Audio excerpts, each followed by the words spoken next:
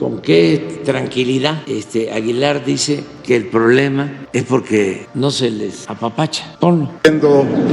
Muchos mexicanos la oportunidad de devolverle a la comunidad cultural la atención, el cuidado, a veces hasta el apapacho que tenía del gobierno, pero nada más ni nada menos que lo que la propia Xóchitl le promete a todo el país. Un gobierno de unidad, no de división, en donde los valores rectores sean la vida, la verdad.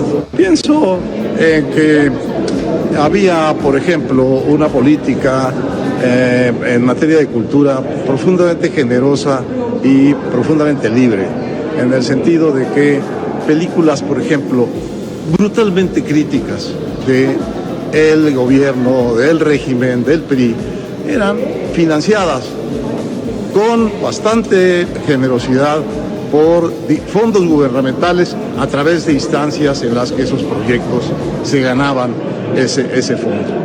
No había este condicionamiento que hay, por cierto, no solo con la comunidad cultural, sino quizá mucho más gravemente con los beneficiarios de los programas sociales, que es: te doy para que votes por mí, y si no votas por mí, te lo voy a quitar o te lo van a quitar. Ese impudor, ese descaro, esa extorsión no existía en el mundo de los programas sociales en México, ni existía en el mundo de la cultura en sus relaciones con el gobierno y con el Estado. Ese es el fondo del asunto. ¿Qué pasaba? Profundizando un poco, ¿no?, sobre esto. Pues sí podían financiar la ley de Herodes, que no sé si la financió el gobierno, o cualquier película crítica, o desenlatar Rojo Amanecer. Sí. Pero cuando la revista de Aguilar hizo un cuestionamiento a Salinas o a Zedillo, pero además, ¿cómo comparar el que nos permitieron ver Rojo Amanecer cuando apabullaba a Televisa, cuando Emilio Azcárraga, en paz descanse, decía que era soldado del presidente? Pero ahora ni siquiera eso. Presidente, ya no hay ningún equilibrio, nada. Si no fuese por las benditas redes sociales, por muchos de ustedes y millones de mexicanos, ya nos hubiese destruido políticamente. Pero es nada más para contestar. Claro, podían traer a Vargas Llosa y les podían decir aquí a Vargas Llosa que el PRI era la dictadura perfecta. Claro, se tenía que ir en la madrugada porque les disgustaba, pero podían traerlo. Aquí no se le niega a nadie, vienen. Aquí ya vino, tengo entendido que ya vino Milei, ¿no? Pero no, antes sí, y vinieron todos los el bloque de derecha del mundo. Creo que estuvo Abascal también, ¿no? Y no hubo ningún problema, pueden venir sin ningún problema. Los invitaron de un partido, ¿no? Sí, bueno, al Senado Abascal lo invitó el PAN. Sí, entonces aquí no tenemos ningún problema. Pero a mí me gusta pues esa sinceridad. Decía, es que nos atendían bien, nos apapachaban, pues ahora no, porque pues, se apapacha a todos.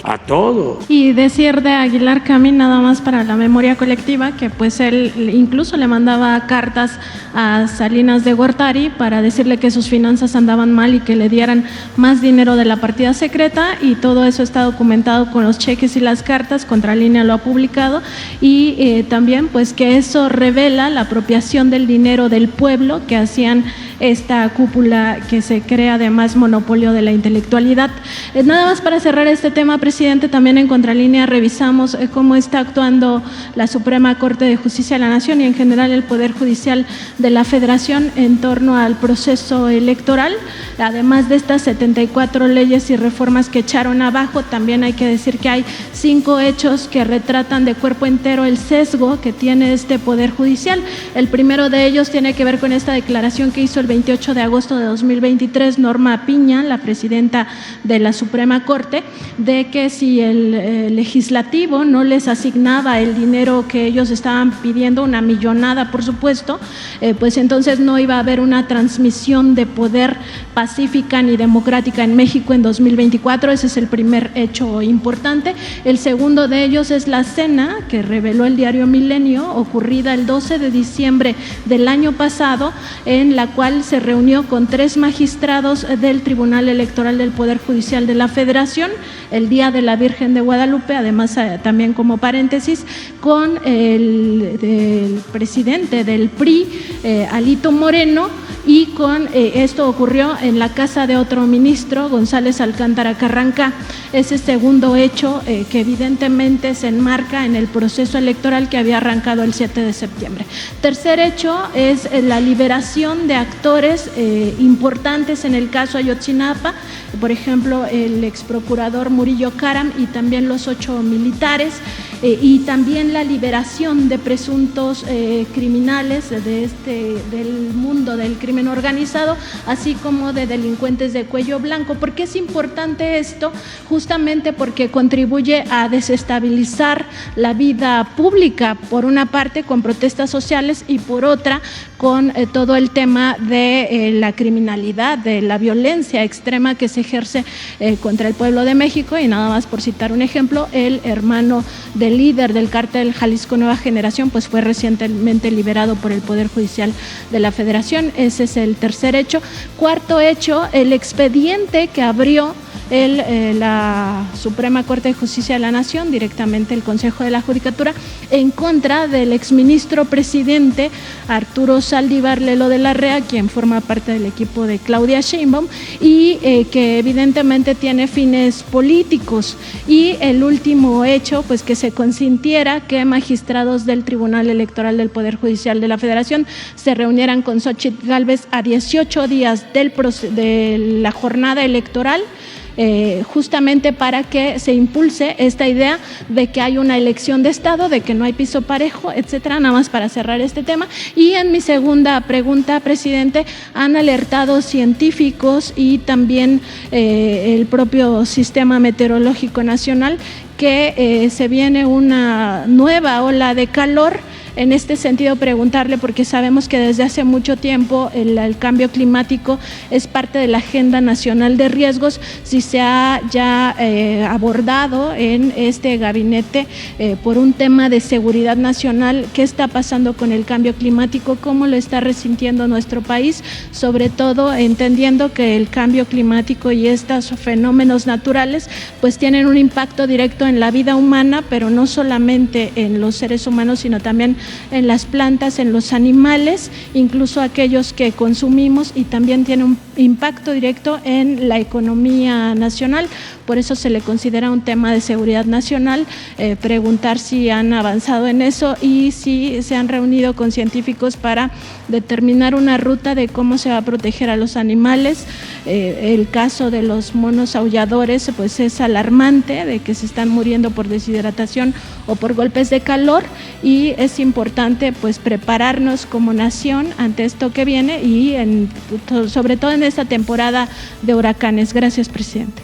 Sí, mira, acerca de lo del Poder Judicial ya se ha hablado mucho. Yo te agregaría un caso que es importante de cómo actúan los jueces. Inició una investigación la Fiscalía acerca del segundo tirador en el asesinato del candidato Colosio. Como la Fiscalía es autónoma, realmente no tuve yo conocimiento. Me mandó la familia de Aburto, me mandó una carpeta, y creo que también a la Comisión de Derechos Humanos, planteando de que ya había cumplido su término y que debía de ser juzgado con las leyes de Baja California y no con el Código Federal, que ya podía salir, y que además quería que se abriera su caso. Entonces yo envié esto a la Comisión de Derechos Humanos, o sea,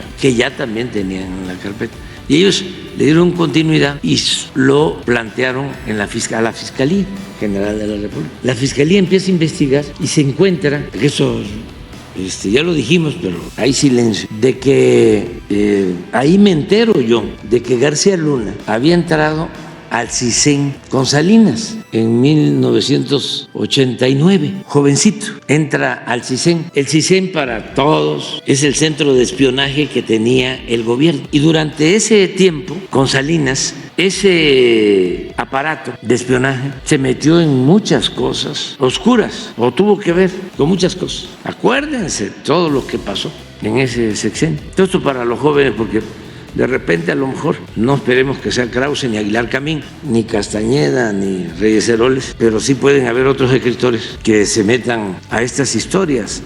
Y además, si son buenos escritores, buenos literatos, son temas para historias noveladas, ¿no?, que dan, si es bueno el escritor, como para una novela como la de El hombre que amaba a los perros, de Leonardo Padura. Así, o sea, son temas, pero claro, tienen que ser escritores buenos y además que no tengan vinculación con el poder económico ni con el poder político, escritores libres. Entonces, no se sabía que García Luna comienza ahí su carrera, en 89. Creo que Tello era el del CISEN, se llama... Tello Pion, pero era el momento de la transición, porque dejó de ser Dirección Federal de Seguridad, tuvo otro nombre y luego... Sí, Tello Pion.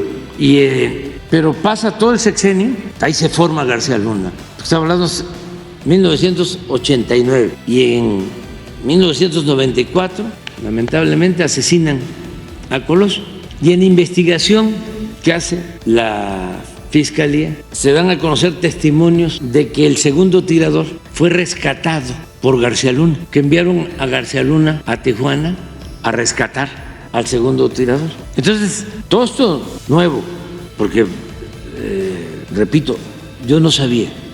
Jorge Carrillo lee el del CISEN para entregarle después a Peón. Entonces la Fiscalía, porque con todos los elementos, le pide al juez orden de aprehensión en contra del segundo tirador. Se tiene que saber que el segundo tirador era un integrante en ese entonces del CISEN, al que fue a rescatar García Luna, que ya para entonces ya había ascendido y ya era como jefe de operaciones en el CISEN.